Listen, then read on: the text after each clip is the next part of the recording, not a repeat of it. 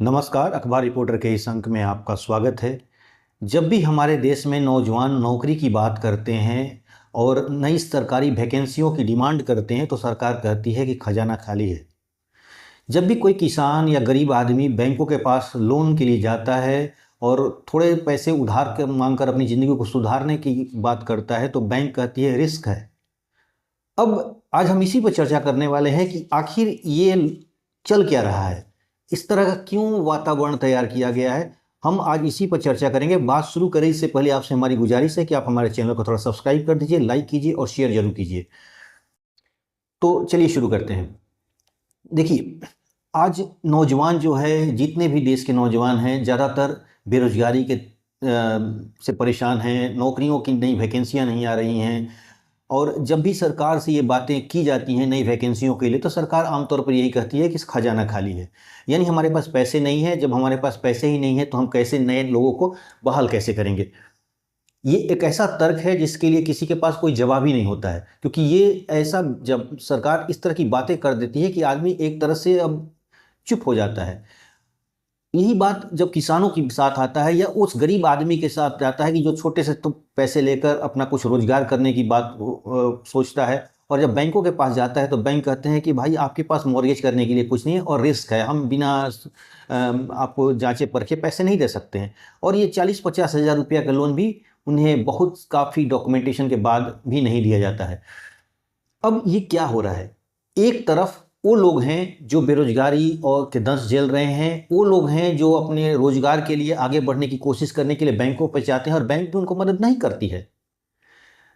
मजे की बात तो देखिए, यही सरकार जो कहते हैं खजाना खाली है, वही लोग जब चुनाव की बात आती है तो करोड़ों करोड़ रुपए पैसे पानी की तरह बहाया जाता है।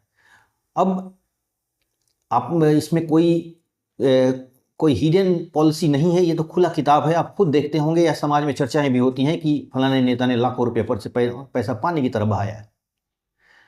ये पैसे कहाँ से आ रहे हैं, बहुत सोचने की बात है कि एक विधायक करीब, एक एमपी करीब 10 से 20 करोड़ रुपया खर्चा करता है चुनाव लड़ने के लिए। लाखों रुपया, करोड़ों रुपया तो टिकट देने के लिए भी पैसा लगाता है कि ऐसे आरोप लग रहे हैं कि टिकट पैसे से खरीदे जा रहे हैं। अब अब बात यह है कि इतने ये पैसे आ कहाँ जा रहे हैं। चुनाव लड़ने के पास पार्टियों के पास पैसे कहाँ से आ रहे हैं, चुनाव लड़ने के पास उस सांसद और विधायकों के पास कहाँ से आ रहे हैं, पॉलिटिशियनों के पास पैसे कहाँ से आ रहे हैं, जबकि खजाना खाली है। ये बहुत सोचने की बात है। दूसरी बात, जो बैंक कह रही है कि हम रिस्क हैं, आपको हम 50,000 1 लाख का लोन नहीं दे सकते हैं, यही बैंक करोड़ों करोड़ रुपया को सस्ते दर में मतलब कि उनका उनका जो इंटरेस्ट रेट भी है बहुत ही मिनिमम होता है। बड़े बड़े कॉरपोरेट को 5,000 10,000 करोड़ रुपया दिए जा रहे हैं। ये रिस्क क्यों नहीं है? आखिर कौन सी शक्तियां उनको लोन दिलाने के लिए प्रेरित कर देती हैं और दबाव डालकर बैंकों को बाध्य कर देती हैं लोन देने के लिए। एक गरीब आदमी जो 1 लाख रुपया नहीं दे पाता है और बैंक कह देती है कि रिस्क है, लेकिन वही जब करोड़ों रुपए के कॉरपोरेट को लोन चुटकियों में जारी कर देती है। ये सत्ता और पूंजी का खेल जो चल रहा है ना, इसका बहुत बड़ा गठजोड़ है और हम इसी पे आज बात करने वाले हैं। देखिए, सरकार की एक पॉलिसी है कि जब पैसा 3 साल दो तक नहीं आता है तो उसे राइट ऑफ करने की छूट हो जाती है। यानी कोई कॉरपोरेट अगर पैसा नहीं लौटाता है तो उसे एनपीए कर दिया जाता है और उसको राइट ऑफ कर दिया जाता है, यानी बैलेंस शीट को क्लियर करना, और मामला कोर्ट में डाल दिया जाता है। और ये एक तरह से वो बैंक को कर्ज माफ नहीं करती है, लेकिन एक तरह से वो कर्ज माफी भी हो जाता है, क्योंकि एक लीगल प्रोसेस में फंसाकर उसे एक तरह से साइलेंट मोड में डाल दिया जाता है। और फिर वही कंपनियां अपना नाम बदलकर, अपने थोड़ी सी बदलकर नाम में हेर फेर करके फिर से बैंक के पास जाती हैं और फिर से वो लोन ले लेती हैं और फिर से उनको लोन मिल भी जाता है। अब मैं किसी कंपनी का नाम नहीं लेना चाहता यहाँ पर, क्योंकि बात बहुत बड़ी हो जाएगी, इसलिए मैं उस कंपनियों का नाम नहीं लेना चाहता। लेकिन आप उनके फेमस चेहरों को पहचानते हैं और रोज राजनीतिक गलियारों में इसका चर्चा होता है, उन पूंजीपतियों का चर्चा होते रहती है। इसलिए मैं, आप खुद समझ गए कि मैं किसकी बात कर रहा हूं। अब यहां पर खेल क्या है? सरकार कहती है कि खजाना खाली है इसलिए मैं नई वैकेंसियां नहीं निकाल सकता, लेकिन जरा समझिए, यही कॉरपोरेट का लोन माफ करती है सरकार और उनके साथ बिल्कुल दोस्ताना व्यवहार रहता है। एक गरीब आदमी 1 लाख रुपया लेकर अगर नहीं लोन दे पाता है तो उसकी घर मकान सब मोर्गेज करके उसे नीलाम कर दिया जाता है। लेकिन बड़े बड़े कॉरपोरेट आराम से अय्यासियां करते रहते हैं, जबकि वो लोन चुकाते भी नहीं है। 2014 से लेकर 2025 की अगर आंकड़ों पर विश्वास किया जाए तो करीब 10 लाख करोड़ रुपया कॉरपोरेट लोन माफ हो चुका है। 10 लाख करोड़ से अधिक ही है। मैं एक मोटा मोटी रकम बता रहा हूं, 10 लाख करोड़ रुपया कॉरपोरेट का पैसा जो है सरकार माफ कर चुकी है। अब सरकार के पीछे एक तर्क है, सरकार कहती है कि इसे राइट ऑफ इसलिए किया गया इस पैसे को क्योंकि बिजनेस रिस्क है, यानी बिजनेस में रिस्क हो सकता है, और इसलिए मैं उनके पैसों को इसलिए माफ कर दिया हूं क्योंकि इससे उनका रिस्क को कम हो जाएगा। क्या किसानों के पास रिस्क नहीं है?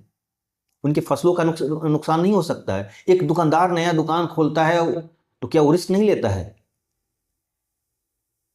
लेकिन नहीं।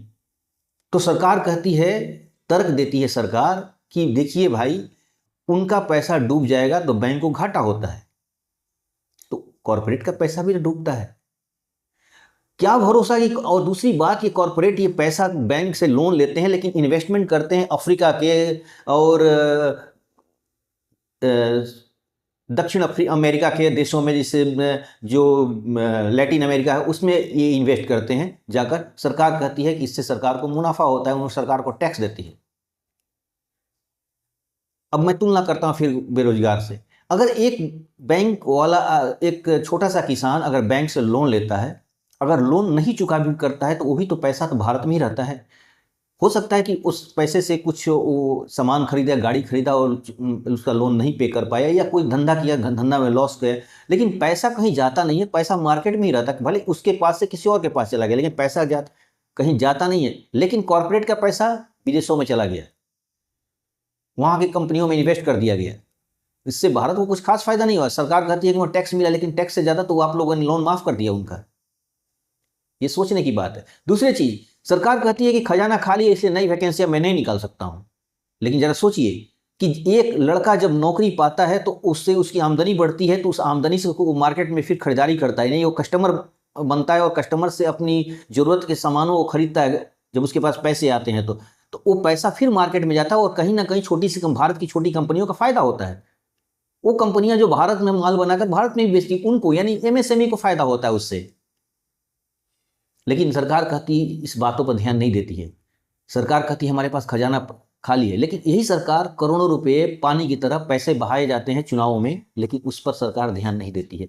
खेल को समझिए, इसमें दोषी हम भी हैं, दोषी आप भी हैं, दोषी सब हैं, क्योंकि इस मुद्दे को उठाया ना जाए, इस मुद्दे को इस मुद्दे पर कोई बात न करे, इसके लिए सरकारें क्या करती हैं, उन्हें भावनात्मक मुद्दों में उलझा देती हैं।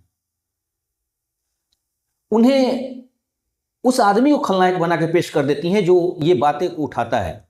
और इसके लिए सबसे सस्ता उदाहरण होता है जाति और धर्म।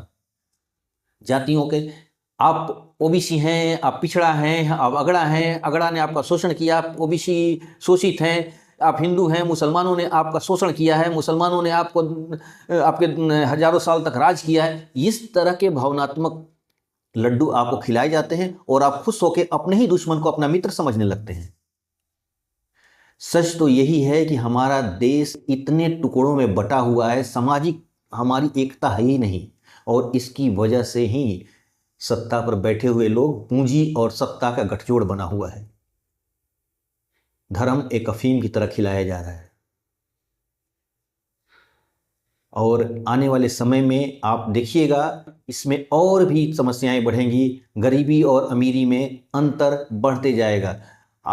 आप कह रहे हैं कि इस तरह भी एक तर्क दिया जाता है कि भारत एक बहुत बड़ी इकॉनमी बनते जा रहा है, तीसरी, चौथी और पांचवी।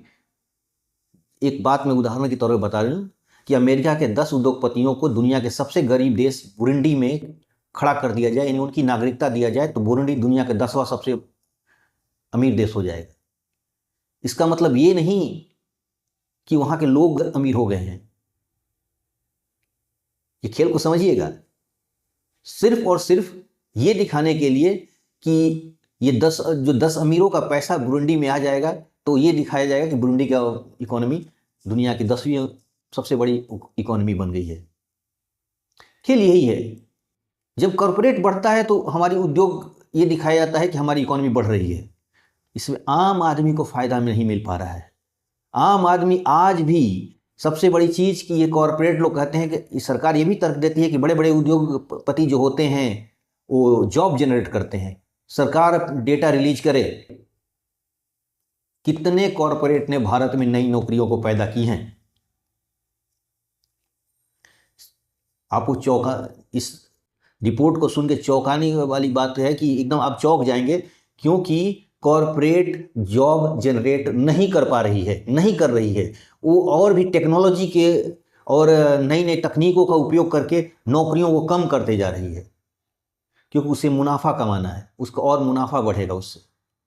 यानी कॉरपोरेट नौकरियां नहीं दे रही हैं और आप इस भ्रम में भी हैं। उसके लिए कॉरपोरेट और भी तरकीबें अपना कानूनों को बाईपास करने के लिए सरकार के और पूंजीपतियों का जो गठजोड़ है, इससे कानून को ये बाईपास करते हैं और बाईपास करके कॉन्ट्रैक्ट सिस्टम लागू करते हैं। और जहां जिस कंपनियों में उनके 50,000 60,000 पे एक वर्कर रखना चाहिए, उसके लिए वो लोग 10,000 12,000 15,000 की नौकरियों पर लोग हायर कर रहे हैं। ये खेल है, आप समझिए। जाति धर्म